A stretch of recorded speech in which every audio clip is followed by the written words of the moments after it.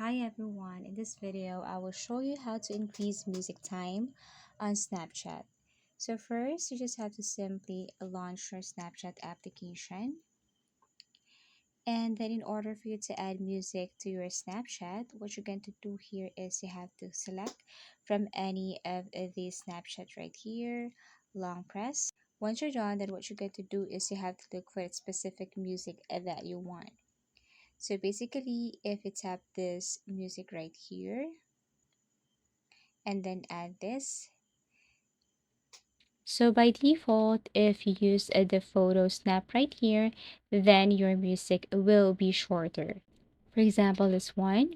So you have to go to music, look for that specific music right here, and then tap add. So your music will depend on how short your snap is or if you're using photo. So this time, what you're going to do is you have to tap X, and then you have to simply record a longer video right here. So you just have to simply tap disregard, tap the circle again, and then record a longer video.